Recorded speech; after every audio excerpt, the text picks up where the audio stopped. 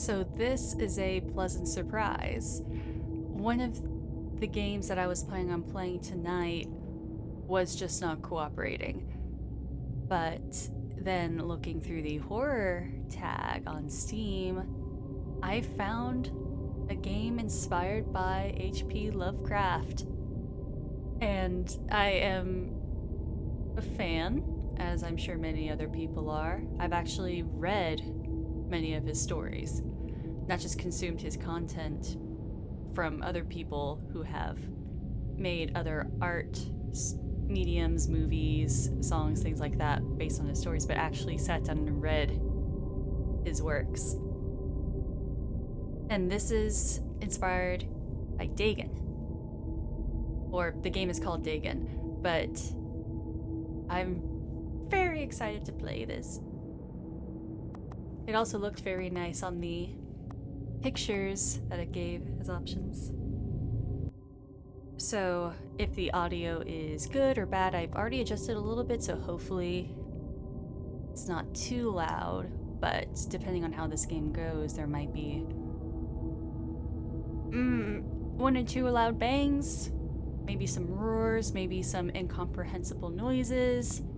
Who knows? Dagon is a faithful interactive adaptation of H.P. Lovecraft's work, focused on story and atmosphere. You will not find difficult choices, action sequences, or inventory management here. And movement is limited to progressing through locations. Whoops! Oops, wrong button. Let's see. And movement is limited to progressing through locations along with the plot. Yes. So for someone who's not a gamer like myself. I am writing this under an appreciable mental strain, since by tonight I shall be no more. Ooh, voice acting. Ooh. This is probably the most detailed game I played this month. Well, not necessarily detailed, but just... I am writing this under an appreciable mental strain, since by tonight I shall be no more. It seems that the R button repeats it. Okay, so I can't move? Whoa. In the game, you will encounter interactive elements. Some of them will allow you to continue through your journey. Others reveal interesting facts about the original short story, its historical background, and the author. I like this! Learning! Some of the trivia is hidden. In order to find these secrets, focus your eyes and look for the elder sign. Which elder? Okay, so I use the mouse wheel. Okay. Penniless, and at the end of my supply of the drug which alone makes life endurable, I can bear the torture no longer, and shall cast myself from this garret window into the squalid street below. Maybe not. Do that? Do not think from my slavery to morphine that I am a weakling or a degenerate. I don't. But a lot of people, that was the topic I've had earlier this week. A lot of people will just put a band-aid over a problem like addiction, where their way of quote-unquote helping them is to let's just remove the addiction from you. So let's get you off of the drugs, no more drugs, which is good, but what was the reason why they started the drugs to begin with? What was it that they were lacking, that they felt like they needed the substance to begin with? So if you don't target and heal that root cause, then it may not be the original substance they relapse to, but they're going to find some other vice to fill that hole with. Food for thought. When you have read these hastily scrawled pages, you may guess, though never fully realize, why it is that I must have forgetfulness or death. I've been there, buddy. What's this? Scrawlings! It was in one of the most open and least frequented parts of the broad Pacific that the packet of which I was supercargo fell a victim to the German sea raider. Cool. Where's the things I can zoom to? I hope I didn't miss anything yet.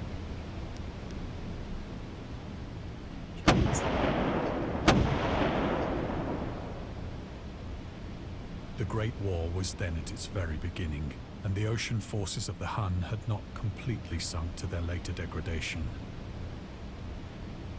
Cool. so that our vessel was made a legitimate prize, whilst we of her crew were treated with all the fairness and consideration due us as naval prisoners.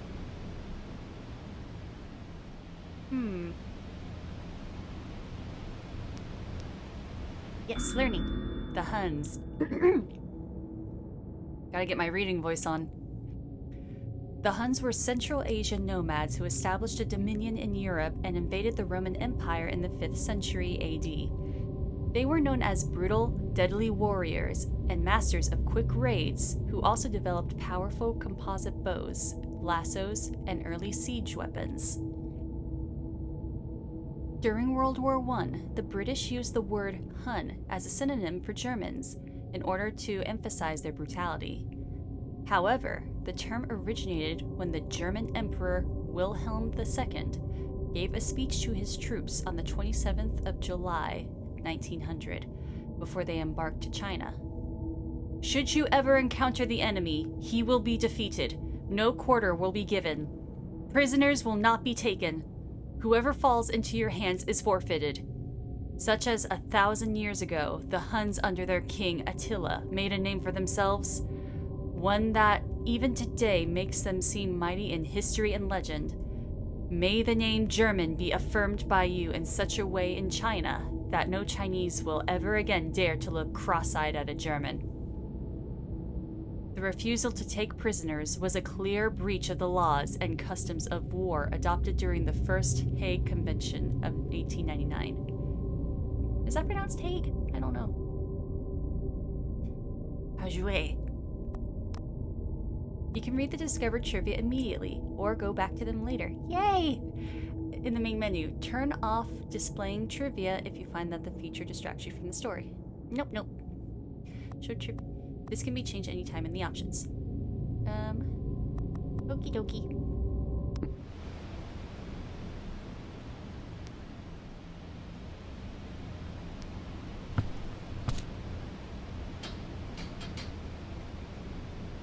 So liberal, indeed, was the discipline of our captors, that 5 days after we were taken, I managed to escape alone in a small boat with water and provisions for a good length of time.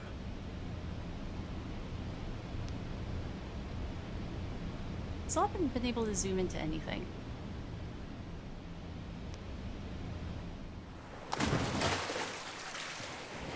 Oh, no. When I finally found myself adrift and free, I had but little idea of my surroundings. Right. You don't want to be in the middle of the ocean by yourself. No matter how pretty it is. Never a competent navigator, I could only guess vaguely by the sun and stars that I was somewhat south of the equator. Of the longitude, I knew nothing, and no island or coastline was in sight. Oh, buddy. You have 2 days, maybe. And the sun? You don't even consider the sunlight. You're going to get cooked. What do I do? Oh, the moon. The moon. The weather kept fair, and for uncounted days I drifted aimlessly beneath the scorching sun, waiting either for some passing ship or to be cast on the shores of some habitable land.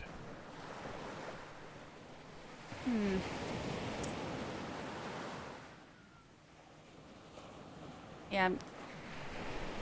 Water everywhere, but not a drop to drink. But neither ship nor land appeared, and I began to despair in my solitude upon the heaving vastness of unbroken blue. Oh, I can't even... Yeah, you're staring up at the sky, just giving up.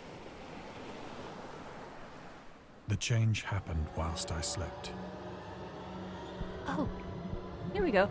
Its details I shall never know, As one doesn't. for my slumber, though troubled and dream-infested, was continuous.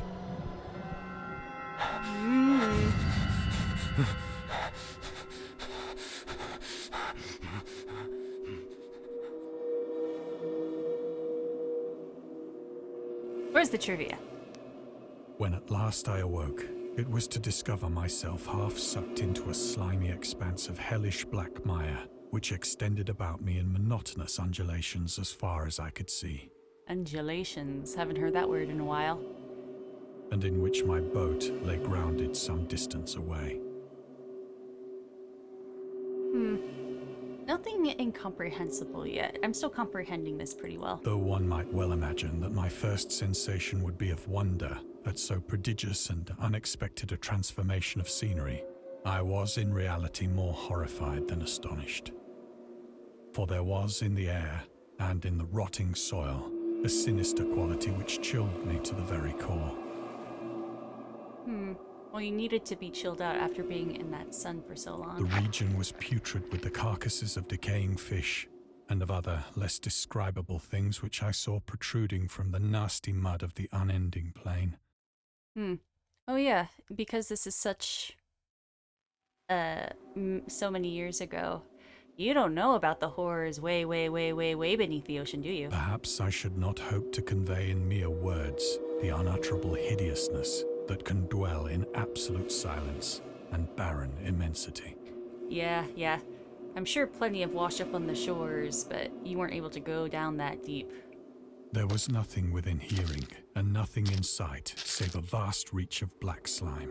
Yet the very completeness of the stillness and the homogeneity of the landscape oppressed me with a nauseating fear. I mean, if it weren't for the circumstances, this place could be pretty relaxing. The sun was blazing down from a sky which seemed to me almost black in its cloudless cruelty, as though reflecting the inky marsh beneath my feet. Great place to take a nap. Not here, but just in a place that's all black. And I know what you guys are probably thinking. Tentacles. Yay or nay? For me, that's a nay. I've never understood the tentacles thing. That's not my thing, personally. You do you. As long as the creature is also sentient and consents, I suppose. I've just never understood. Oh, hello. Oh, trivia. The origins of Dagon. Dagon seems to be inspired by Fishhead, a short novel by Irvin S. Cobb, about unnatural affinities between a hybrid idiot and the strange fish of an isolated lake. Supernatural horror in literature. H.P. Lovecraft. And Lovecraft's dream about a strange island emerging from the ocean and him crawling in the ooze that covered its surface. I dreamed that whole hideous crawl, and yet feel the ooze sucking me down. In defense of Dagon, H.P. Lovecraft. Blech. It's difficult to read when it's all caps. Lovecraft's interest in the topic stemmed from his aversion to fish and sea smells. In his own words, "I have hated fish and feared the sea and everything connected with it since I was 2 years old. But I cannot recall what earlier experience gave me such a profound and lasting aversion to the sea and seafood." The Dweller in Darkness, Lovecraft, 1927. Donald Wandry. That's almost 100 years ago. Nice. Oh, but yeah. The ocean, horrifying. I'd rather be launched into outer space and die near immediately than go into the ocean. Because these things, yes, there's a whole ton of plenty of pretty things, but no. Now, the space alien things. There's not enough to say what they look like and how scary they are, so I'd rather take my chances up in the stars. Any more trivia? No? Okay.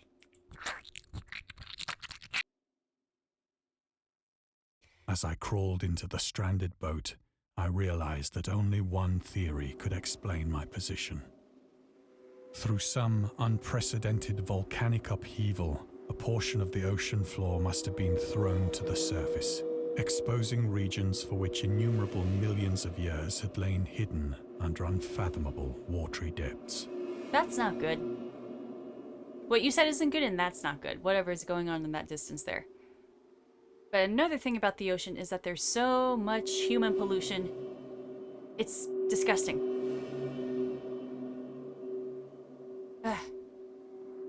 But, ugh. It's like all the worst stuff. Like everything, all the worst creatures are evolving for the worstness. And all the best creatures are dying because of the worstness. Blech.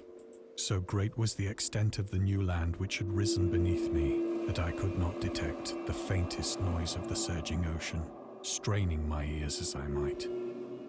Nor were there any seafowl to prey upon the dead things. Yeah, you definitely need the scavenger creatures to help clean up everything. Such as vultures, opossums. It also depends on what country you're in, because in Australia, possums are cute. And I don't know if they're scavengers. Anyway, I'm gonna ramble if I don't hurry up with this next trivia. Fish, fish. For several hours I sat thinking or brooding in the boat, which lay upon its side and afforded a slight shade as the sun moved across the heavens. If a single tentacle comes near me, I am going to scream out of grossness. As the day progressed, the ground lost some of its stickiness and seemed likely to dry sufficiently for traveling purposes in a short time. That night I slept but little, and the next day I made for myself a pack containing food and water, preparatory to an overland journey in search of the vanished sea and possible rescue. See, that's pretty. And if the creatures weren't a threat, then that'd be pretty darn cool. It's hard to appreciate darn cool things whenever you're being threatened so much.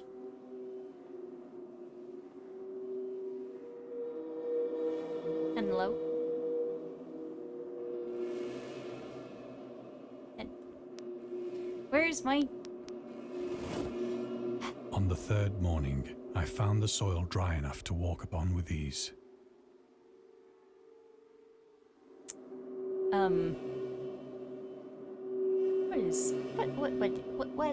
What is that?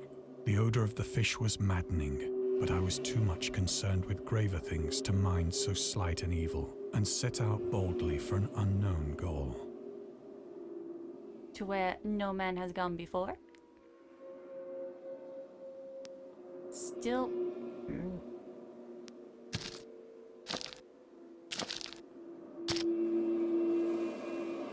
All day I forged steadily westward, guided by a faraway hummock which rose higher than any other elevation on the rolling desert.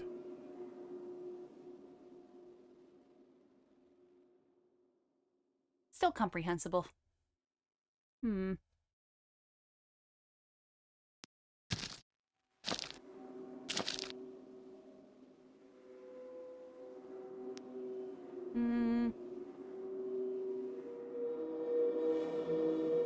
That's a whale!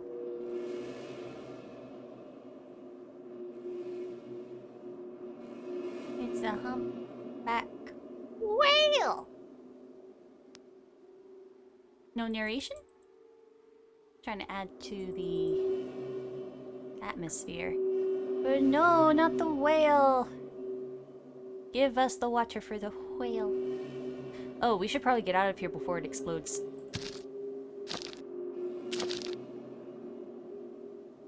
That night, I encamped, and on the following day still travelled toward the hummock, though that object seemed scarcely nearer than when I had first espied it.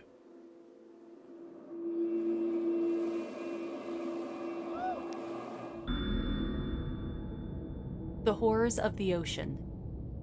The creator of the Cthulhu mythos and the fictional underwater city of... I've never been able to pronounce this. Relay? Was convinced that life could not exist at the bottom of the ocean because the water pressure would make it uninhabitable. Today we know that the darkest depths of the ocean are home to many peculiar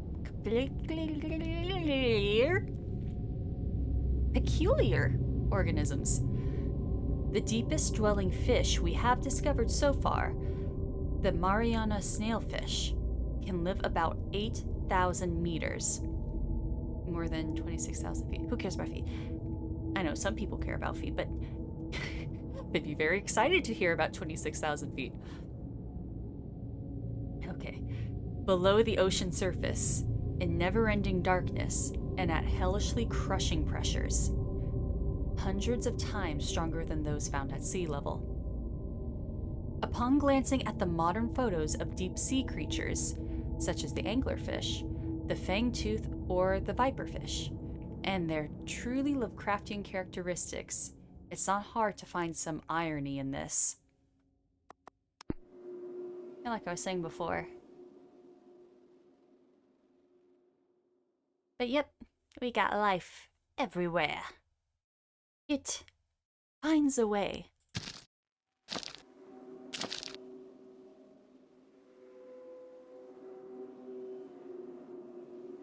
By the fourth evening, I attained the base of the mound, which turned out to be much higher than it had appeared from a distance. There's something shiny when I turn. Looking? Turn. Probably just refraction. An intervening valley setting it out in sharper relief from the general surface. Too weary to ascend, I slept in the shadow of the hill. Yeah, protect you from the sun once it rises. But, I mean, the fact that you've been doing this for days is impressive. I know not why my dreams were so wild that night. I can think of a few reasons. But ere the waning and fantastically gibbous moon had risen far above the eastern plain, I was awake in a cold perspiration, determined to sleep no more. Such visions as I had experienced were too much for me to endure again. And in the glow of the moon I saw how unwise I had been to travel by day. Without the glare of the parching sun, my journey would have cost me less energy. You tend to realize... You should have realized that towards the first day, really. Indeed, I now felt quite able to perform the ascent which had deterred me at sunset. Yes, okay, double-edged sword. You won't be able to see the ridges as well whenever you climb anything. Because looking at this, it does not look very bright. Picking up my pack, I started for the crest of the eminence. Picking up the pack. No trivia. I have said that the unbroken monotony of the rolling plain was a source of vague horror to me. But I think my horror was greater when I gained the summit of the mound and looked down the other side into an immeasurable pit or canyon, whose black recesses the moon had not yet soared high enough to illumine. Yep. And that's, there's... Wherever you're at, there's not necessarily a guarantee that the sun will even rise again. I felt myself on the edge of the world, peering over the rim into a fathomless chaos of eternal night. Through my terror ran curious reminiscences of Paradise Lost, and of Satan's hideous climb through the unfashioned realms of darkness.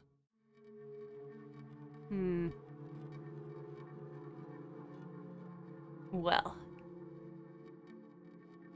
if I were in this circumstances, I would jump and hope I landed on my head. As the moon climbed higher in the sky, I began to see that the slopes of the valley were not quite so perpendicular as I had imagined. Oh, goody. And I'm sure they're completely normal. Ledges and outcroppings of rock afforded fairly easy footholds for a descent. Alright, buddy, let's see if we can... perspective. Whilst after a drop of only a few hundred feet, the declivity became very gradual. No, boy, good luck, good luck. Urged on by an impulse which I cannot definitely analyze, I scrambled with difficulty down the rocks and stood on the gentler slope beneath. Oh, boy. Yeah. Oy. Gazing into the Stygian deeps, where no light had yet penetrated. All at once, my attention was captured by a vast and singular object on the opposite slope, which rose steeply about 100 yards ahead of me. Where's the spotlight? An object that gleamed whitely in the newly bestowed rays of the ascending moon. I don't think that's right, but continue. Where?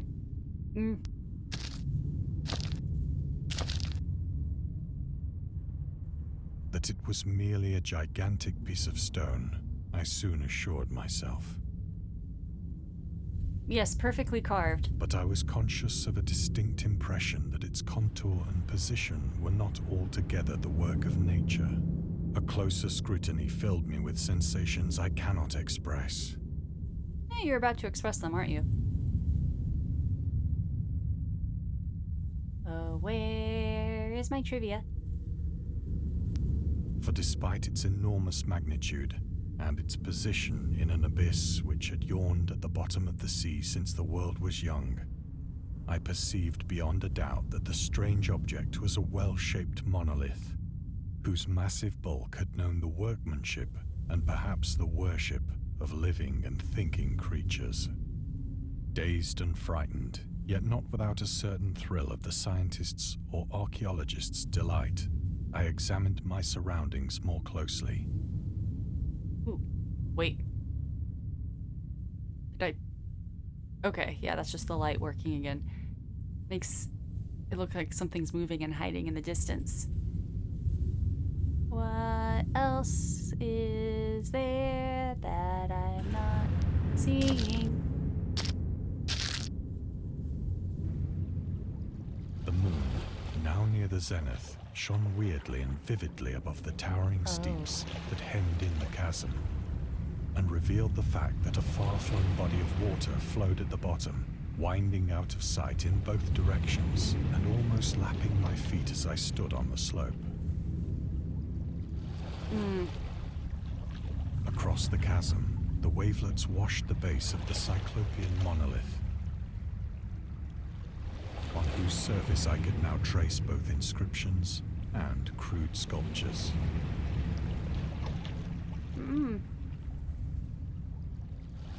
So we got an artist around here, eh?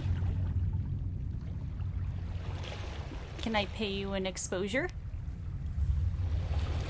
The writing was in a system of hieroglyphics unknown to me and unlike anything I'd ever seen in books, consisting for the most part of conventionalized aquatic symbols such as fishes, eels, octopi, crustaceans, mollusks, whales, and the like. Several characters obviously represented marine things which are unknown to the modern world, but whose decomposing forms I had observed on the ocean-risen plain. Yeah, okay, so... just things washing up on shore. It was the pictorial carving, however, that did most to hold me spellbound. Hee hee. Storytelling methods. Dagon contains many themes and storytelling methods that Lovecraft deployed in his later works, such as telling the story through carvings at the Mountains of Madness, the Nameless City, journals and character notes, The Shadow Out of Time, the Haunter of the Dark. Islands emerging from the ocean, the Call of Cthulhu, or fictional beings and deities based on real events and mythologies. Migo in the Whisper in Darkness. The Whisper. Is it Migo? Migo? It's also considered the origin of the popular Cthulhu mythos. Some of Lovecraft's other stories also conclude in a manner similar to Dagon. Well, let's get the details in order to not spoil the ending. I appreciate it. Plainly visible across the intervening water on account of their enormous size were an array of bas-reliefs whose subjects would have excited the envy of a doré. I think that these things were supposed to depict men, at least a certain sort of men. Are you trying to say something there? Though the creatures were shown disporting like fishes in the waters of some marine grotto, or paying homage at some monolithic shrine, which appeared to be under the waves as well. That what you call them? Of their faces and forms I dare not speak in detail. Let's see.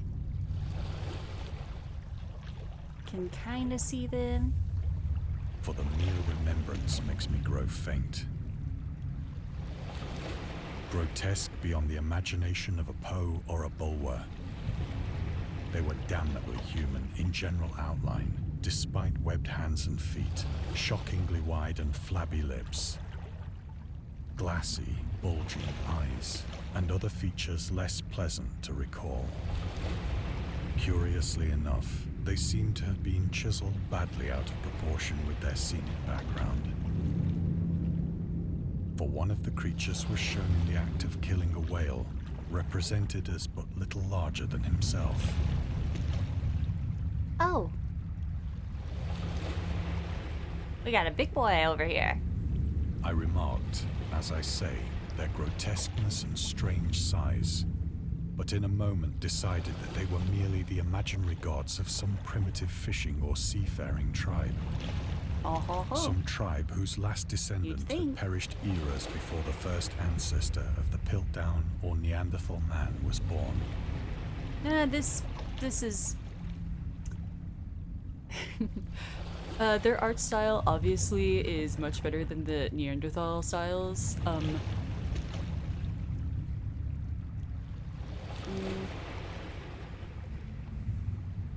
Why do I feel like I'm missing something? Or maybe it's just because it's a Lovecraft story.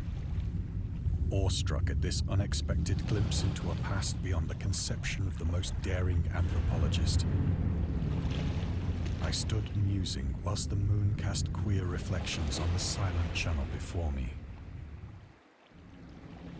Then, suddenly, I saw it. Oh, what did I see? Oh! Friend?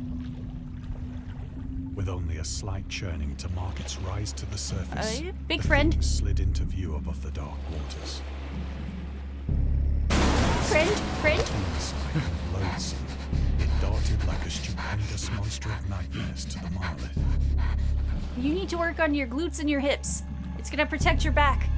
About which it flung its gigantic scaly arms, the while it bowed its hideous head and gave vent to certain measured sounds.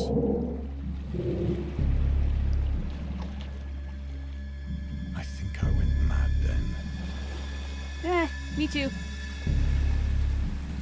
Of my frantic ascent of the sloping cliff and of my delirious journey back to the stranded boat, I remember little. Run! Or I can stick around for trivia. Sparkle, sparkle.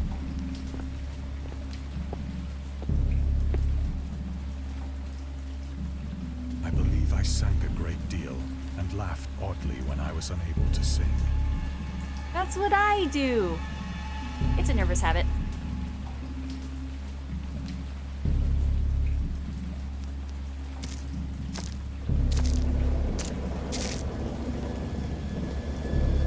I have indistinct recollections of a great storm sometime after I reached the boat. Are we gonna get the ocean back?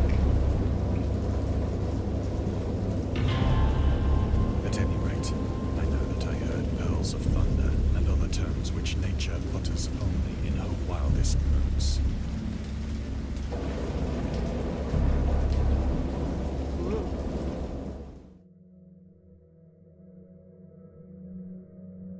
When I came out of the shadows, I was in a San Francisco hospital.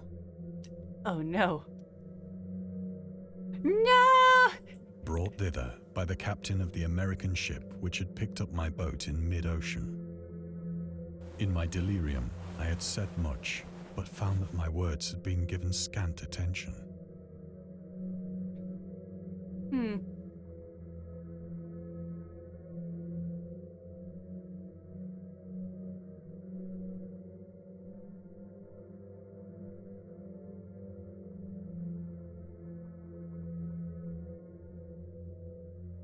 I'm just taking it in the differences.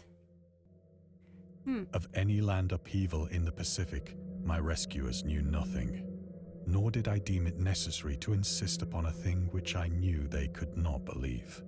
I've been there too. Yes, rubbing my hands maliciously. The journalist. Lovecraft was a prominent figure in the world of amateur journalism. In 1915, he started publishing his own journal called The Conservative, which includes political and societal. Is it societal? I think that should be societal or social. God damn it! I'm not good at English. Commentary or commentary, poetry, short stories, and literary criticisms written by him and other authors. Feel like I'm good at English until I'm not. Howard was a skilled wordsmith, but he also took criticisms to heart, which resulted in his decision to step away from writing poetry and concentrate on weird fiction again, for the first time since his teenage years. Dagon, published in 1919, is one of the short stories written during that period. In this example excerpt from The Conservative, the master of horror fiction explains his attitude towards warfare and the idea of world peace. Why any sane human being can believe in the possibility of universal peace is more than the conservative can fathom. Should the entire civilized world agree simultaneously to disarm, one or more nations would undoubtedly retain secret armaments and, at the proper time, take advantage of their more altruistic and less astute contemporaries in a wild career of conquest against unarmed victims. No country is, or ever can be, above warfare until the basic impulses of the human animal shall have miraculously changed. Dang, I gotta read all that.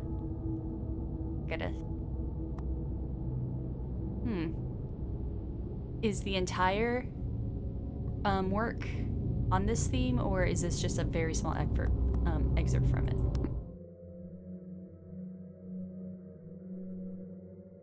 Where are the tentacles? No, can't. There's religious stuff here. Once I sought out a celebrated ethnologist and amused him with peculiar questions regarding the ancient Philistine legend of Dagon, the fish god. 2 trivias in a row? You're spoiling me. Or is this the only one that does not? Okay, yeah, to move on is there.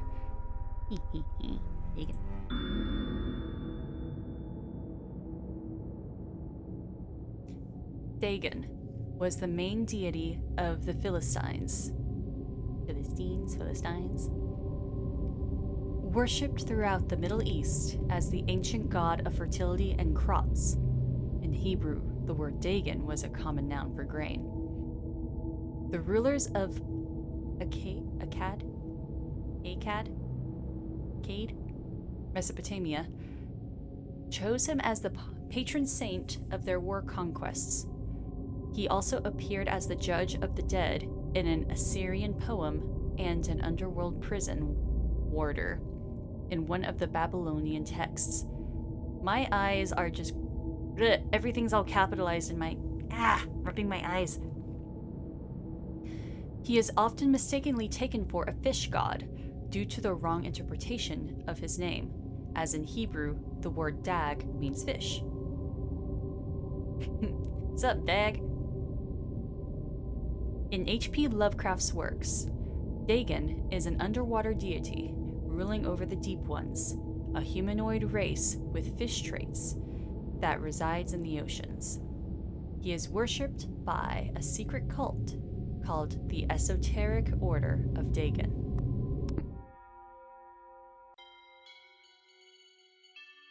Well, that's a macabre statuette.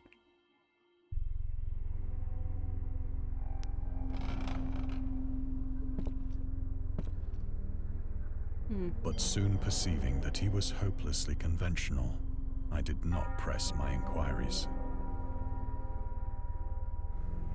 Oh, I can go all the way around with this?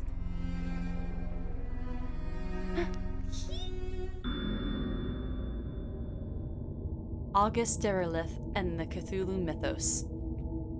August Derleth was an American writer and anthologist.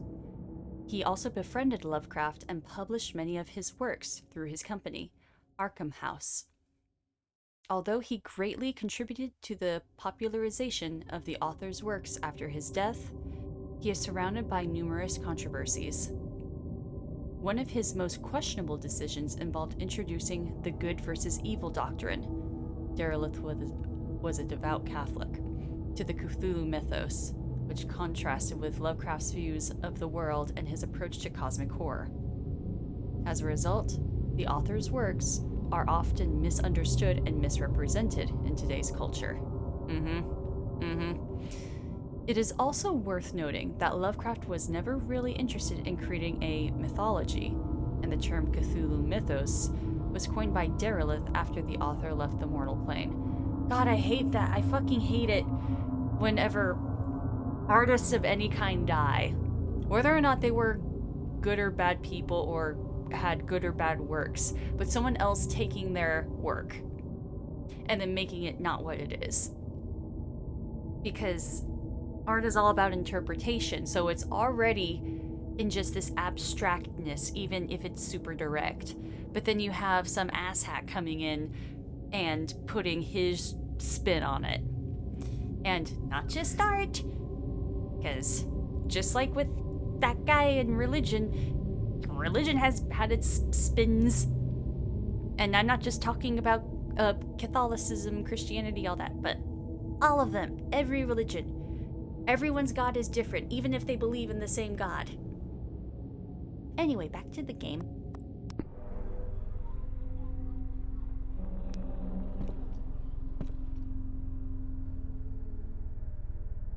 Nice place you got here. Would be a shame if, I started taking notes of all of the easily accessible windows. Well, is that... Did I just walk over here? No notes, just... Pretty nice clock. You said it was the scroll button to zoom. Am I going crazy? I thought it was the scroll button. Gosh darn it. Could have zoomed in on the fish guy.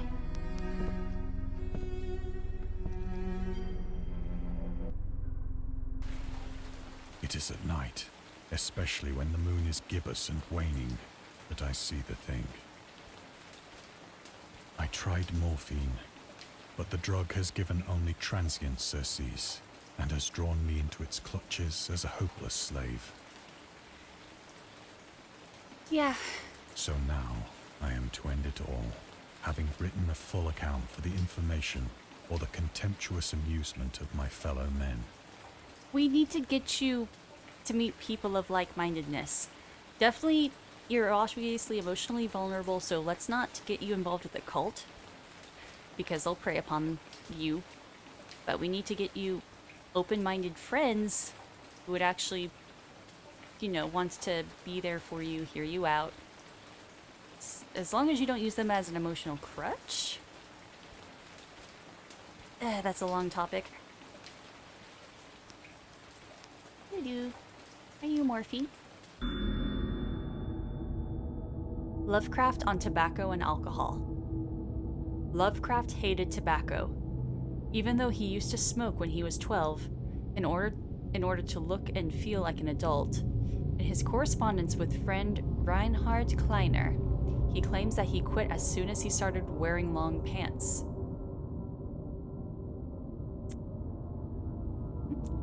I'm trying to think of... Maybe because he looked more like an adult wearing long pants instead of the sailor boy shorts. He also had a very strong opinion about alcohol, as evidenced by his letter to Zelia Brown, dated 13th of February, 1928. As for the matter of drinking, I have never tasted intoxicating liquor and never intend to. Having a strong aesthetic disgust at anything which blunts or coarsens the delicate natural equipoise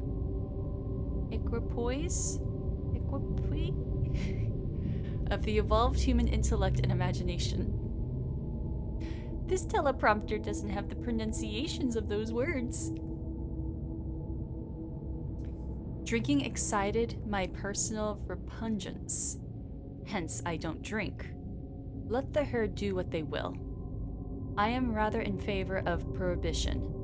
The prohibition of any one antisocial force as well as of any other. Source: The Spirit of Revision. Lovecraft's letter to Zelia Brown, Reed Bishop, H.P. Lovecraft, Sean Brainey and Andrew Lemon, S.T. Joshi. Just Joshi.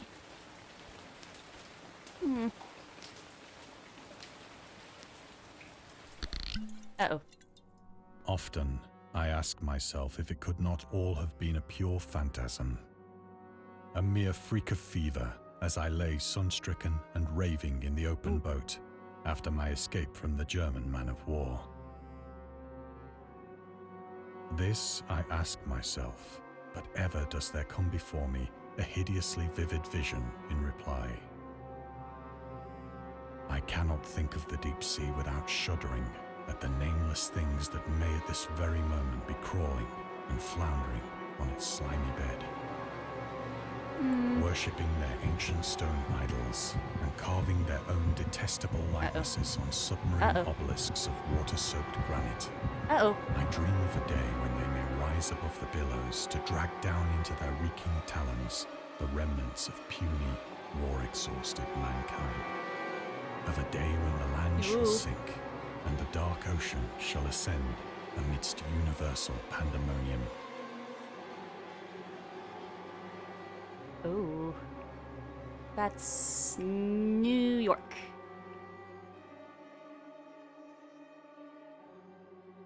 That is...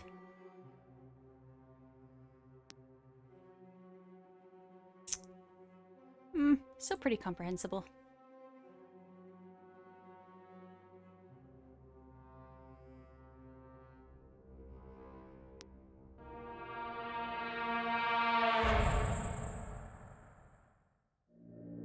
The end is near. Oh no. Dude. Uh-oh. Dude. Oh. I hear a noise at the door, as of some immense slippery body lumbering against it. No. Where's the trivia? That'll calm you down.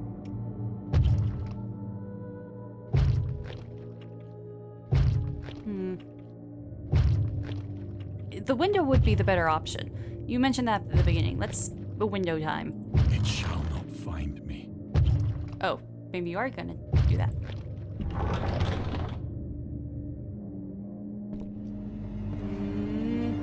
God, that hand!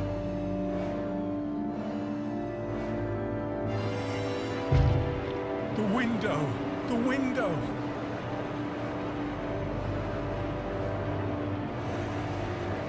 Oh boy. Dude, the morphine. This isn't good for you.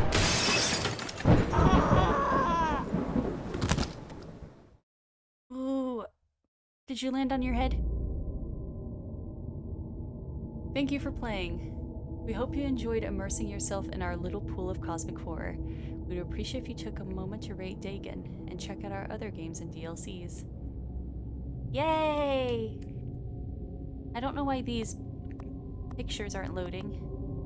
Cthulhu's bedtime stories when he wants to go to sleep.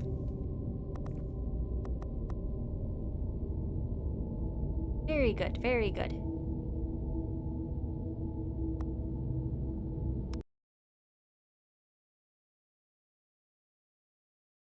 Let's go back to the main menu. I want to read the credits.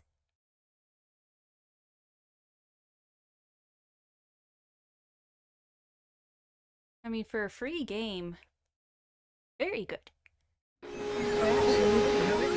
And scary stories have been accompanying men for centuries. What is this? They have many faces and forms. But what is their purpose? Why do we enjoy being afraid so much? During our therapy, I'll try to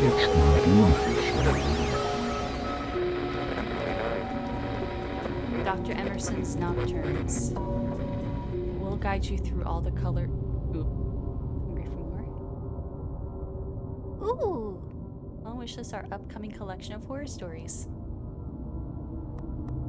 Nice!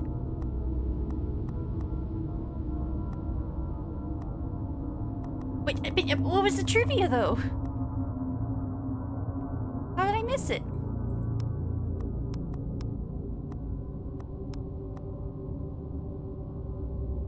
I'm sure. What? Hold on, let me. Are the instructions?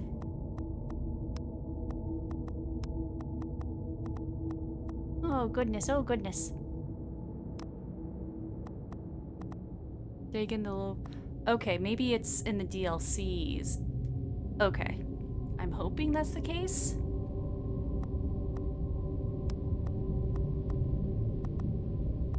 Credits. There they are.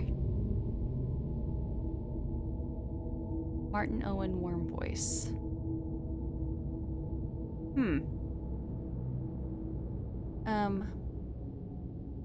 Marketing, writing, and additional design.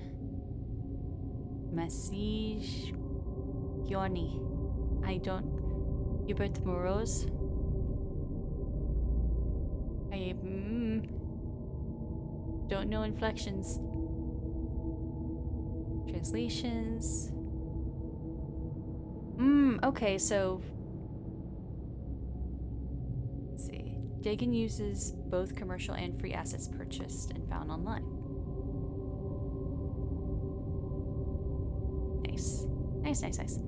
All stories were written by Howard Phillips Lovecraft. Hooray! Don't jump out of windows. Oh yeah, and if you do drugs, make sure that you have sober friends with you who will take care of you.